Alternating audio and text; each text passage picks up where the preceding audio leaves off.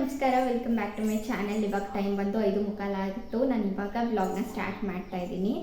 Tailoring ಚಾನಲ್ಗೆ ತುಂಬ ದಿನ ಆಗೋಯಿತು, ವಿಡಿಯೋ ಹಾಕೋಕ್ಕೆ ಆಗ್ತಾ ಇಲ್ಲ. ಟೈಲರಿಂಗ್ ವಿಡಿಯೋಸ್ ಮಾಡಿ, ಟೈಲರಿಂಗ್ ಟಿಪ್ಸ್ ಕೊಡಿ ಅಂತ ಕೇಳ್ತಾ ಇದ್ದೀರಾ.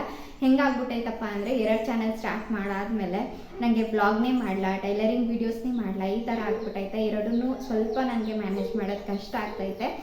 ಆಮೇಲೆ ಇದು ಇನ್ನೂ ಮಾನಿಟೈಸೇಷನ್ ಆಗಿಲ್ಲ ಅಲ್ವಾ. ಯೂಟ್ಯೂಬ್ ಬಗ್ಗೆ ಗೊತ್ತಿರೋರಿಗೆ ಆಲ್ರೆಡಿ ಗೊತ್ತಿರುತ್ತೆ. 1 ಇಯರ್ ಒಳಗಡೆ ನಾವು ಮಾನಿಟೈಸೇಷನ್ ರೂಲ್ಸ್ ಏನಿರುತ್ತೆ ಅದನ್ನು ಕಂಪ್ಲೀಟ್ ಮಾಡ್ಕೋಬೇಕು. ಹಾಗಾಗಿ ನಾನು ಈ ಚಾನಲ್ಗೆ ಸ್ವಲ್ಪ ಜಾಸ್ತಿ ಟೈಮ್ ಕೊಡ್ತಿದ್ದೀನಿ ಅಂತಲೇ ಹೇಳ್ಬೋದು. ಅಂದರೆ ವಿಡಿಯೋಸ್ ಮಾಡೋಕ್ಕಾಗಿರ್ಬೋದು ಅಥವಾ ವಿಡಿಯೋಸ್ ಮಾಡೋಕ್ಕಿಂತ ಹೆಚ್ಚಾಗಿ ಫೋನಲ್ಲಿ ಸ್ಟೋರೇಜ್ ಪ್ರಾಬ್ಲಮ್ಮ. ಒಂದು ಸ್ಟೋರೇಜ್ ಪ್ರಾಬ್ಲಮ್ಮು, ಇನ್ನೊಂದು ಡೇಟಾ ಪ್ರಾಬ್ಲಮ್. ಸ್ಟೋರೇಜ್ ಪ್ರಾಬ್ಲಮ್ ಏನಪ್ಪ ಅಂದರೆ ನಾನು ವ್ಲಾಗ್ಸ್ದು ವಿಡಿಯೋ ಮಾಡ್ಕೊಂಡಿರ್ತೀನಿ, ಇದಂತೂ ತುಂಬ ಲೆಂತಿ ಆಗಿಬಿಟ್ಟಿರುತ್ತೆ. ಇದನ್ನು ಎಡಿಟ್ ಮಾಡ್ಕೊಳ್ಳುವಾಗ ನಾನು ಕಡಿಮೆ ಮಾಡ್ಕೋಬೇಕು. ಹಾಗಾಗಿ ಮುಕ್ಕಾಲು ಭಾಗ ಸ್ಟೋರೇಜು ನನ್ನ ವ್ಲಾಗ್ಸ್ ವಿಡಿಯೋಸ್ದೇ ತುಂಬ್ಕೊಬಿಟ್ಟಿರುತ್ತೆ. ಇನ್ನು ಟೈಲರಿಂಗ್ ವಿಡಿಯೋಸ್ ಮಾಡೋಕ್ಕೆ ಸ್ಟೋರೇಜ್ ಸಾಕಾಗಲ್ಲ, ಈ ರೀತಿ ಆಗುತ್ತೆ. ಸರಿ, ಎರಡನ್ನೂ ಬ್ಯಾಲೆನ್ಸ್ ಮಾಡಿಕೊಂಡು ವಿಡಿಯೋಸ್ ಮಾಡಿಟ್ಕೊಂಡ್ರೆ ಅಪ್ಲೋಡ್ ಮಾಡೋಕ್ಕೆ ಅಲ್ಲೂ ಕಾಂಪಿಟೇಷನು ಡೇಟಾ ಪ್ಯಾಕಲ್ಲಿ. ಒಂದು ವಿಡಿಯೋ ಈ ಚಾನಲ್ಗೆ ಈ ವಿಡಿಯೋ ಹಾಕಿದ್ರೆ ಆ ಚಾನಲ್ಗೆ ಡೇಟಾ ಸಾಕಾಗಲ್ಲ, ಅದಕ್ಕೆ ಹಾಕಿದ್ರೆ ಇದಕ್ಕೆ ಸಾಕಾಗಲ್ಲ, ಈ ಥರ ಆಗ್ಬಿಟ್ಟೈತೆ. ಅದರಲ್ಲೂ ನಾನು ರೀಚಾರ್ಜ್ ಮಾಡ್ಕೊಳ್ಳೋದೆ 1.5 GB ಅಷ್ಟೇ. ಯಾಕಂದರೆ ನಾನು ಡೈಲಿ ವೀಡಿಯೋಸ್ ಹಾಕಲ್ಲ ಅಲ್ವಾ. 2 GB ಮಾಡಿಕೊಂಡ್ರೆ ಡೈಲಿ ವೇಸ್ಟ್ ಆಗ್ತಾ ಬರುತ್ತೆ. ನಾನು ಅಷ್ಟೊಂದು ಯೂಸು ಮಾಡಲ್ಲ ಡೇಟಾ ಪ್ಯಾಕ್ನ. ಹಾಗಾಗಿ 1.5 GB ರೀಚಾರ್ಜ್ ಮಾಡ್ಕೋತೀನಿ. ಅದು ಒಂದು ವಿಡಿಯೋಗೆ ಸಾಕಾಗಲ್ಲ.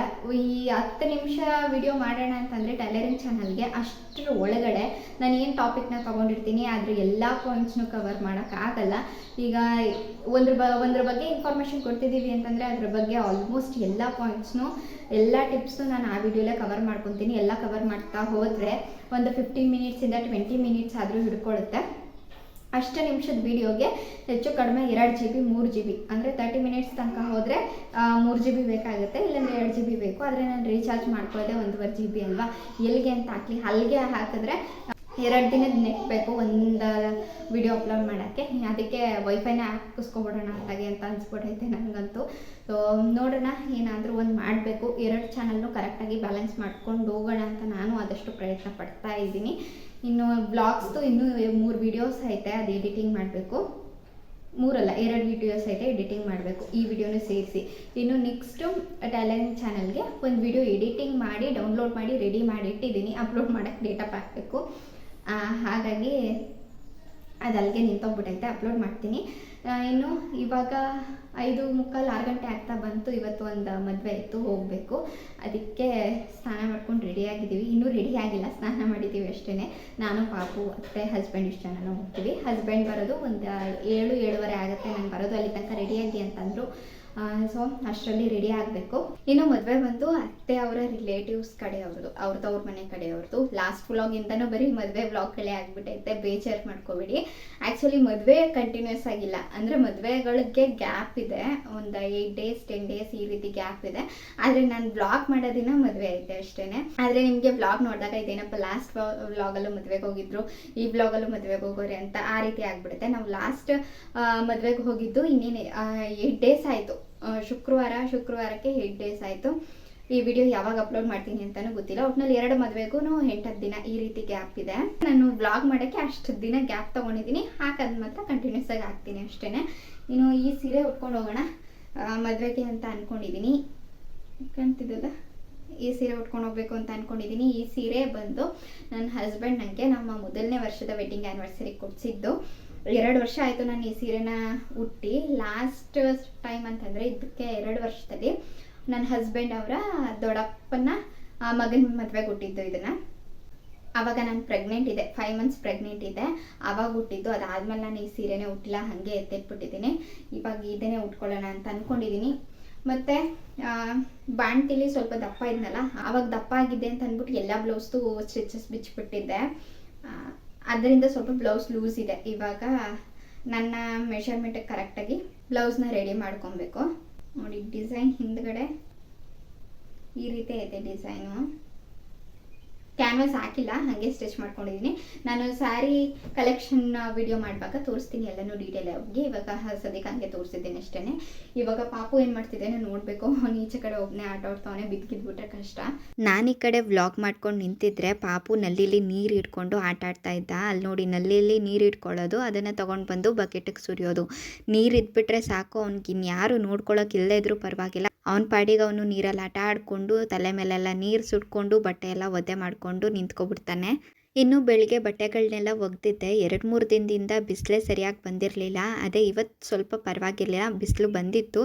ಆದರೆ ಬಟ್ಟೆಗಳು ಎಲ್ಲನೂ ಆರಿರಲಿಲ್ಲ. ಸ್ವಲ್ಪ ಮಂದ ಇರೋ ಬಟ್ಟೆಗಳು ಇನ್ನೂ ತೇವ ಇತ್ತು. ಅದಕ್ಕೆ ಒಣಗಿರೋ ಬಟ್ಟೆಗಳನ್ನ ಮಾತ್ರ ತೊಗೊಂಡು ಬಂದು ಮಡಚಿಟ್ಬಿಡೋಣ ಅಂದ್ಬಿಟ್ಟು ಮಡಚ್ತಾ ಇದ್ದೀನಿ.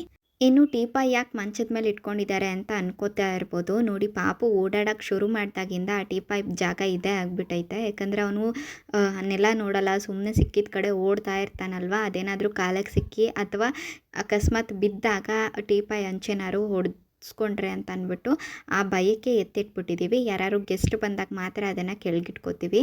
ಇನ್ನು ಬಟ್ಟೆಗಳೆಲ್ಲನೂ ಮಡಚಿಟ್ಬಿಟ್ಟು ನಾನು ಬ್ಲೌಸ್ನ ಸ್ವಲ್ಪ ಸ್ಟಿಚ್ ಮಾಡ್ಕೊಳ್ಳೋಣ ಅಂತ ಬಂದೆ. 2 ವರ್ಷದ ಹಿಂದೆ ನಾನು ಪ್ರೆಗ್ನೆಂಟ್ ಇದ್ನಲ್ಲ, ಆವಾಗ ಬಾಡಿ ಮೆಷರ್ಮೆಂಟ್ಗೆ ತಕ್ಕಂತೆ ಸ್ಟಿಚ್ ಮಾಡ್ಕೊಂಡಿದ್ದೆ ಬ್ಲೌಸ್ನ.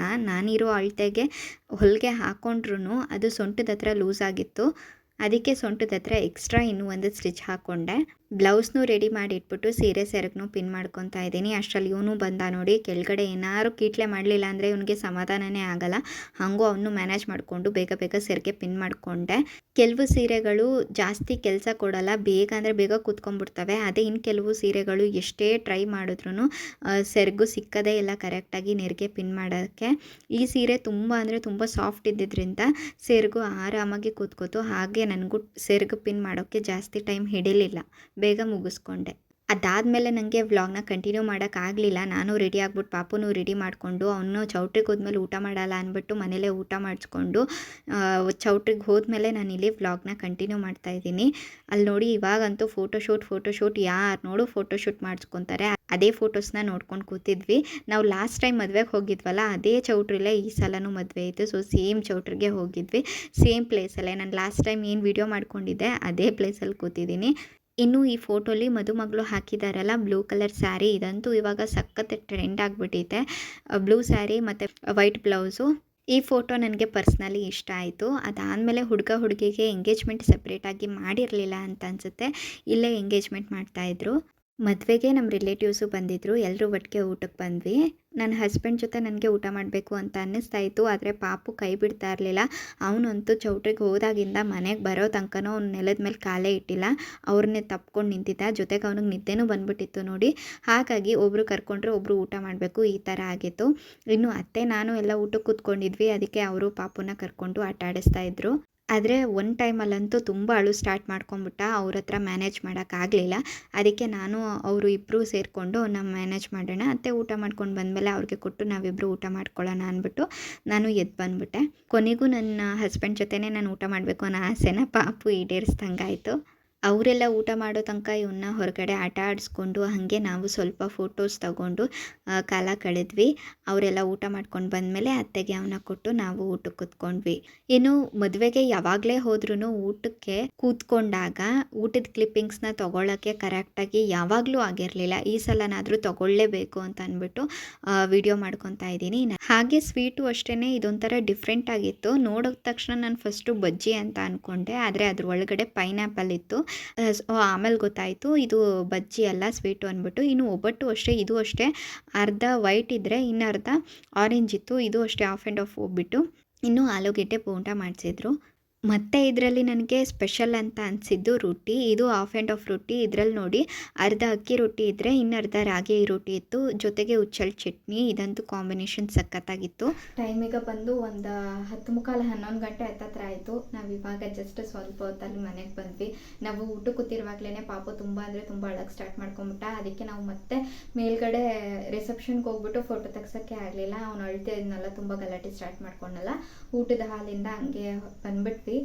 ಮತ್ತೆ ನೋಡೋಣ ಬೆಳಿಗ್ಗೆ ಹಸ್ಬೆಂಡ್ ಅಥವಾ ಅತ್ತೆ ಮದುವೆಗೆ ಹೋಗ್ತಾರೆ. ಮತ್ತೆ ಹೋಗ್ಬಿಟ್ಟು ಮುಯಿ ಎಲ್ಲ ಕೊಟ್ಬಿಟ್ಟು ಫೋಟೋ ತೆಗೆಸ್ಕೊಂಡು ಬರ್ತಾರೆ. ಇವನ್ ಗಲಾಟೆಲಿ ಏನಂದರೆ ಏನೂ ಮಾಡೋಕ್ಕಾಗಲಿಲ್ಲ. ಫಸ್ಟ್ ಇವನು ಸಮಾಧಾನ ಆದರೆ ಸಾಕು ಅಂತ ಅನ್ನಿಸ್ಬಿಡ್ತು. ಅದಕ್ಕೆ ಬೇಗ ಬೇಗ ಅತ್ತಾಗ ಮನೆಗೆ ಬಂದ್ಬಿಟ್ವಿ. ಅವನಿಗೆ ನಿದ್ದೆ ಅಂದರೆ ನಿದ್ದೆ ಬಂದ್ಬಿಟ್ಟಿತ್ತು. ಆಮೇಲೆ ತುಂಬ ಜನ ಇದ್ರಲ್ಲ, ಅವನಿಗೆ ಆ ನಿದ್ದೆ ಮೂಡಲ್ಲಿ ಒಂಥರ ಫುಲ್ ಕ್ರ್ಯಾಂಕಿ ಆಗಿಬಿಟ್ಟ. ಅವನ್ನ ಮೇಂಟೈನ್ ಮಾಡೋಕ್ಕೆ ಆಗಲಿಲ್ಲ. ಇವಾಗ ನೋಡಿ ಮನೆಗೆ ಬಂದ ತಕ್ಷಣ ಡ್ರೆಸ್ ಚೇಂಜ್ ಮಾಡಿ ಮಲಗಿಸಿದ್ದೀನಿ, ಮಲ್ಕೊಂಡ ಅವನು. ಎಲ್ರಿಗೂ ಗುಡ್ ಮಾರ್ನಿಂಗ್. ಇವಾಗ ಬೆಳಗ್ಗೆ ನನ್ನ ವ್ಲಾಗ್ನ ಕಂಟಿನ್ಯೂ ಮಾಡ್ತಾ ಇದ್ದೀನಿ. ನಿನ್ನೆ ನಾನು ವ್ಲಾಗ್ನ ಎಂಡ್ ಮಾಡಿದಾಗಲೇ 11 ಗಂಟೆ ಆಗಿತ್ತು, ಆದರೆ ಮಲ್ಕೊಳ್ಳೋದು 11:15 ಅಷ್ಟೊತ್ತಾಗೋಯ್ತು. ಒಂದು ವಿಡಿಯೋ ಎಡಿಟಿಂಗ್ ಇತ್ತು, ಇನ್ನು ನೆಟ್ಟು ಸ್ವಲ್ಪ ಇನ್ನೂ 800 MB ಅಷ್ಟು ಬ್ಯಾಲೆನ್ಸ್ ಇತ್ತಲ್ಲ, ಯಾಕೆ ವೇಸ್ಟ್ ಮಾಡ್ಕೊಳ್ಳೋದು, ಅಪ್ಲೋಡ್ ಮಾಡೋಣ ಅಂತ ಅಂದ್ಬಿಟ್ಟು ಮಾಡ್ತಾಯಿದ್ದೆ. ನಿನ್ನೆ ಒಂದಷ್ಟು ಜನ ನೆಂಟರು ಮದುವೆ ಮನೆಯಿಂದ ನಮ್ಮ ಮನೆಗೆ ಬಂದಿದ್ದರು. ಅವರೆಲ್ಲ ಬೆಳಗ್ಗೆನೇ ಹೋದರು. ಮದುವೆ ಮನೆಗೆ ಹೋಗ್ತಿದ್ರಲ್ಲ, ಪುನಃ ಅಲ್ಲೇ ತಿಂಡಿ ಮಾಡ್ಕೋತೀವಿ ಅಂತ ಹೋದರು. ಇನ್ನು ಮನೇಲಿ ನಾನು ಅತ್ತೆ ಪಾಪು 3 ಜನ ಅಷ್ಟೇ. ಅತ್ತೆನೂ ಮತ್ತು ನಾನು ನಿನ್ನೆ ರಿಸೆಪ್ಷನ್ಗೆ ಫೋಟೋ ತೆಗ್ಸೋಕ್ಕೆ ಆಗಲಿಲ್ವಲ್ಲ, ಮತ್ತು ಮುಯ್ಯೆಲ್ಲ ಕೊಟ್ಟಿಲ್ವಲ್ಲ, ಹೋಗ್ಬಿಟ್ಟು ಬರ್ತೀನಿ ಅಂತಂದರು. ಅವ್ರಿಗೂ ತಿಂಡಿ ಇಲ್ಲ, ಅವರು ಅಲ್ಲೇ ಮಾಡ್ಕೊತಾರೆ. ಇನ್ನು ನಾನು ಪಾಪು ಇಬ್ರಿಗೆ ಇವಾಗ ಏನಾದರೂ ಅಡುಗೆ ಮಾಡ್ಕೋಬೇಕು. ಇಬ್ರಿಗೆ ಮಾಡಬೇಕು. ಅವನದು ಲೆಕ್ಕ ಇಲ್ಲ ಬಿಟ್ಟಕ್ಕೆ, ಅವ್ನಿಗೆ ಸರಿ ಕಾಯಿಸಿದ್ರೆ ತಿನ್ಕೋತೇನೆ, ಇನ್ನು ಅವನೊಬ್ಳಿಗೆ ಮಾಡ್ಕೋಬೇಕು. ಎಲ್ರಿಗೂ ಸೇರ್ಸ್ ಮಾಡೋದಾದರೆ ಅದೊಂಥರ, ಇನ್ನು ಒಬ್ಬೊಬ್ರಿಗೆ ನಾವು ಸೆಪ್ರೇಟಾಗಿ ಮಾಡ್ಕೋಬೇಕು ಅಂದರೆ ಒಂಥರ ಬೇಜಾರಾಗುತ್ತೆ. ಏನು ಮಾಡೋಕ್ಕಾಗಲ್ಲ, ತಿನ್ನಲೇಬೇಕಲ್ಲ ಏನಾದ್ರು. ಸೊ ಇವಾಗ ಏನಾದರೂ ಮಾಡ್ಕೋತೀನಿ. ನನಗೆ ತಿಂಡಿಗೆ ಟೊಮೊಟೊ ಬಾತ್ ಮಾಡ್ಕೊಳ್ಳೋಣ, ಬೇಗ ಆಗಿಬಿಡುತ್ತೆ ಅಂದ್ಬಿಟ್ಟು ಮಾಡ್ತಾಯಿದ್ದೀನಿ. ನೋಡಿ, ನಾನು ಆಲ್ರೆಡಿ ಟೊಮೊಟೊ ಬಾತ್ ರೆಸಿಪಿನ ನಿಮ್ಮ ಜೊತೆ ಶೇರ್ ಮಾಡ್ಕೊಂಡಿದ್ದೇನೆ. ಅದು ಜಾಸ್ತಿ ಕ್ವಾಂಟಿಟಿಲಿ ಮಾಡುವಾಗ, ಅಂದರೆ ಒಂದು 10 ಜನ 12 ಜನಕ್ಕೆ ಮಾಡುವಾಗ ಎಷ್ಟು ಹಾಕಬೇಕು ಅಂದ್ಬಿಟ್ಟು ನಾನು ಅದನ್ನು ನಿಮ್ಮ ಜೊತೆ ಶೇರ್ ಮಾಡ್ಕೊಂಡಿದ್ದೆ ಬೆಟ್ಟಕ್ಕೆ ಹೋಗುವಾಗ. ಬಟ್ ಇಲ್ಲಿ ನಾನು ತೋರಿಸ್ತಾ ಇರೋದು ಕಡಿಮೆ ಜನ, ಒಂದು 4-5 ಜನಕ್ಕೆ ಮಾಡ್ಕೊಳ್ಳೋಷ್ಟನ್ನ ನಾನು ತೋರಿಸ್ತಾ ಇದ್ದೀನಿ. ಅಂದರೆ 2.5 ಪಾವ್ ಮಾಡ್ತಾಯಿದ್ದೀನಿ ಬಾತು. ಇದಕ್ಕೆ ನೋಡಿ, ಇಲ್ಲಿ ಒಂದು ದಪ್ಪ ಈರುಳ್ಳಿ ತೊಗೊಂಡಿದ್ದೀನಿ, ಹಾಗೆ ಕೊತ್ತಂಬರಿ ಸೊಪ್ಪು ಒಂಚೂರು, ಶುಂಠಿ, ಬೆಳ್ಳುಳ್ಳಿ ಒಂದು 2 ಗೆಡ್ಡೆ ಬೆಳ್ಳುಳ್ಳಿ, ಒಂದು 2 ಇಂಚಷ್ಟು ಶುಂಠಿ, ಹಾಗೆ ಒಂದು 10-12 ಲವಂಗ ಎಷ್ಟು ತೊಗೊಂಡಿರ್ತೀವಿ ಅಷ್ಟೇ ಚಕ್ಕೆ, ಮತ್ತು ಒಂದು 2 ಸ್ಪೂನಷ್ಟು ಕಡಲೆಪಪ್ಪು. ಬೇಕಂದರೆ ಒಂದಿಷ್ಟು ತೆಂಗಿನಕಾಯಿನೂ ಹಾಕೋಬೋದು. ನಾನು ಹಾಕಿಲ್ಲ ಇಲ್ಲಿ. ಇನ್ನು ಖಾರಕ್ಕೆ ನಾನು ಹಸಿಮೆಣ್ಸಿಕಾಯಿನ ಹಾಕ್ತಾಯಿಲ್ಲ. ಹಸಿಮೆಣ್ಸಿಕಾಯಿ ಹಾಕೋದಾಗಿದ್ದರೆ ಇಲ್ಲೇ ರುಬ್ಬಕ್ಕೆ ಸೇರಿಸ್ಕೋಬೋದಿತ್ತು. ಬಟ್ ಖಾರದ ಪುಡಿ ಆ್ಯಡ್ ಮಾಡ್ತೀನಿ. ಖಾರದ ಪುಡಿನ ಅಡುಗೆ ಮಾಡುವಾಗಲೇ ಹಾಕೋತೀನಿ. ಮಸಾಲೆ ಹಾಕಾದ್ಮೇಲೆ ಡೈರೆಕ್ಟ್ ಕುಕ್ಕರ್ಗೆ ಹಾಕೋತೀನಿ.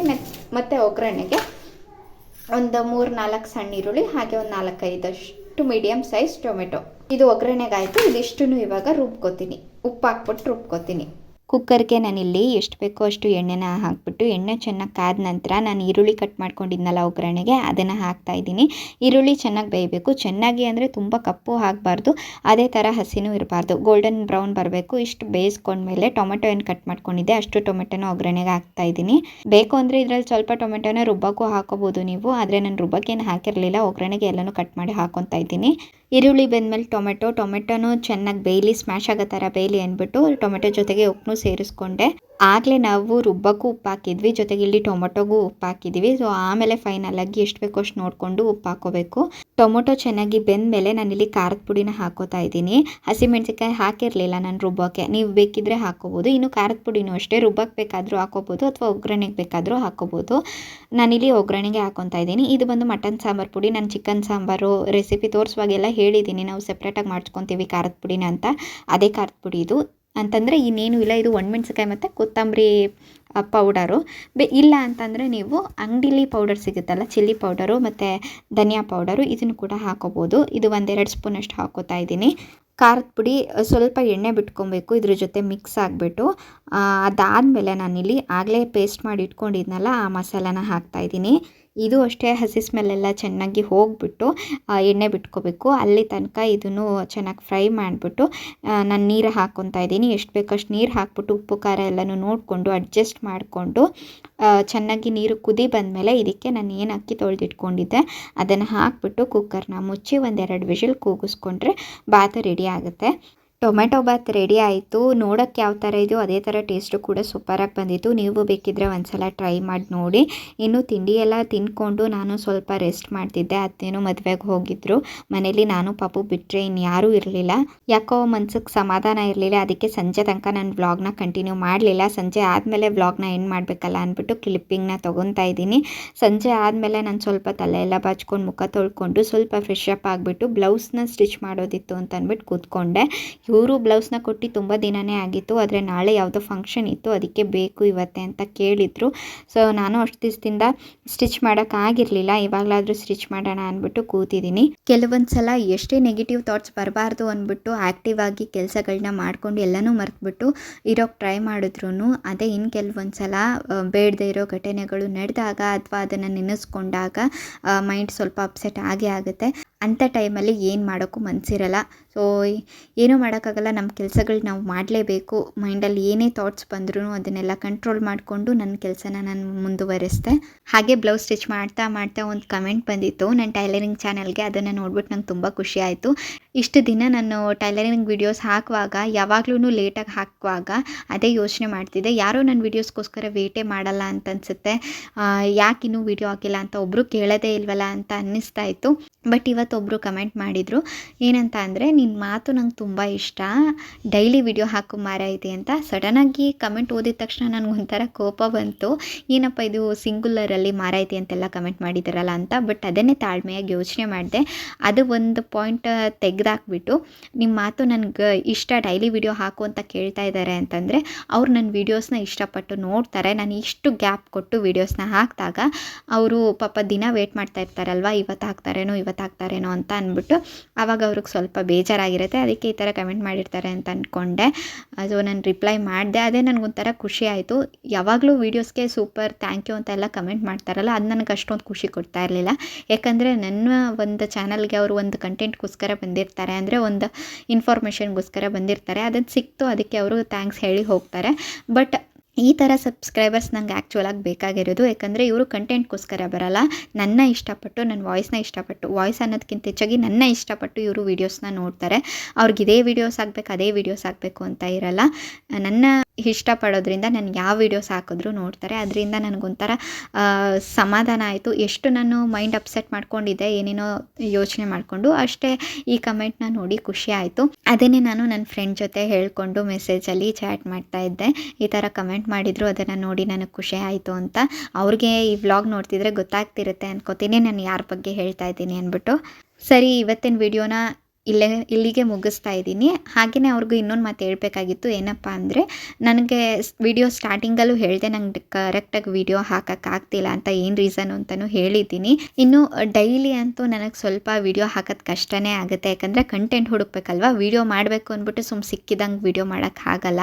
ನಾವು ಸ್ವಲ್ಪ ಪ್ರಿಪೇರ್ ಆಗಬೇಕು. ಹಾಗೆಯೇ ಒಂದು ಕರೆಕ್ಟ್ ಕಂಟೆಂಟ್ ಬೇಕು. ಅದಾದಮೇಲೆ ವಿಡಿಯೋ ಶೂಟಿಂಗ್, ವಿಡಿಯೋ ಎಡಿಟಿಂಗ್ ಎಲ್ಲ ಮಾಡೋಕ್ಕೂ ಟೈಮ್ ಬೇಕಲ್ವ. ಆದ್ದರಿಂದ ನನಗಂತೂ ಡೈಲಿ ಹಾಕೋಕ್ಕೆ ಸ್ವಲ್ಪ ಅಲ್ಲ, ಚೆನ್ನಾಗೇ ಕಷ್ಟ ಆಗ್ತಾಯಿದೆ.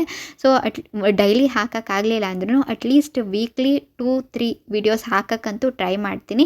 ನೀವು 2 ಚಾನಲ್ನ ಚೆಕ್ ಮಾಡ್ತಾಯಿರಿ. ಈ ಚಾನಲ್ ಇಲ್ಲ ಅಂದರೆ ಆ ಚಾನಲಲ್ಲೂ ನಾನು ವಿಡಿಯೋ ಹಾಕಿರ್ತೀನಿ. ಸೊ ನಾನು ಡೈಲಿ ವಿಡಿಯೋ ಹಾಕ್ತಾ ಇಲ್ಲ ಅಂದ್ಬಿಟ್ಟು ಬೇಜಾರು ಮಾಡ್ಕೊಂಬಿಡಿ. ಇಷ್ಟು ಹೇಳ್ತಾ ಇವತ್ತಿನ ವಿಡಿಯೋನ ನಾನು ಇಲ್ಲಿಗೆ ಮುಗಿಸ್ತಾ ಇದ್ದೀನಿ. ಪ್ಲೀಸ್ ನನ್ನ ವಿಡಿಯೋಗಳು ಇಷ್ಟ ಆಗ್ತಾ ಇದ್ದರೆ ಲೈಕ್ ಮಾಡಿ, ಹಾಗೆಯೇ ಕಮೆಂಟ್ ಮಾಡಿ. ಇದರಿಂದ ಯೂಟ್ಯೂಬ್ ರೆಕಮೆಂಡೇಷನ್ಗಳನ್ನ ಜಾಸ್ತಿ ಮಾಡುತ್ತೆ, ನನಗೂ ಚಾನಲ್ ಗ್ರೋತ್ ಆಗೋಕ್ಕೆ ಹೆಲ್ಪ್ ಆಗುತ್ತೆ. ಮತ್ತೆ ಸಿಗ್ತೀನಿ ನೆಕ್ಸ್ಟ್ ವ್ಲಾಗಲ್ಲಿ. ಇಲ್ಲಿ ತನಕ ನೋಡಿದ್ದಕ್ಕೆ ಥ್ಯಾಂಕ್ಸ್ ಫಾರ್ ವಾಚಿಂಗ್.